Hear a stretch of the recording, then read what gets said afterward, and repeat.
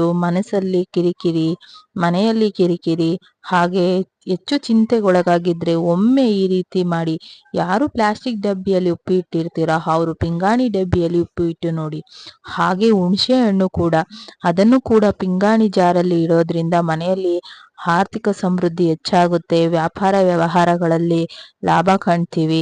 ಹಾಗೆ ಮನೆಯಲ್ಲಿರುವಂತಹ ನಕಾರಾತ್ಮಕ ಶಕ್ತಿಗಳು ಹೊರಟು ಹೋಗಿ ಸಕಾರಾತ್ಮಕ ಶಕ್ತಿಗಳು ಮನೆಯಲ್ಲಿ ಇರುತ್ತೆ. ಈ ರೀತಿ ಉಪ್ಪು ಹುಣಸೆ ಹಣ್ಣನ್ನು ಪ್ಲಾಸ್ಟಿಕ್ ಡಬ್ಬಿಯಲ್ಲಿ ಇಡುವ ಬದಲು ಪಿಂಗಾಣಿ ಜಾರಿನಲ್ಲಿ ಇಡುವುದರಿಂದ ಮನೆಯಲ್ಲಿ ಸಂಪತ್ತು ಯಥೇಚ್ಛವಾಗಿ ಕಾಣುತ್ತೆ. ಹುಣಸೆ ಮತ್ತು ಉಪ್ಪನ್ನು ಸದಾ ಅಕ್ಕಪಕ್ಕ ಇಡಿ. ಇದರಿಂದ ಯಾವುದೇ ನಕಾರಾತ್ಮಕ ಶಕ್ತಿ ಮನೆಯೊಳಗೆ ಬರುವುದಿಲ್ಲ. ಹಾಗೆ ಯಾರ ಕೆಟ್ಟ ದೃಷ್ಟಿಯೂ ಕೂಡ ಮನೆಗೆ ತಗಲುವುದಿಲ್ಲ. ಮನೆಯಲ್ಲಿ ಅಶಾಂತಿ ಉಂಟಾಗಿದ್ದರೆ ಅತಿ ಬೇಗನೆ ಅದು ಕಡಿಮೆ ಆಗುತ್ತದೆ, ಮನೆಯಲ್ಲಿ ಶಾಂತಿ ನಿಲ್ಲಿಸುತ್ತದೆ.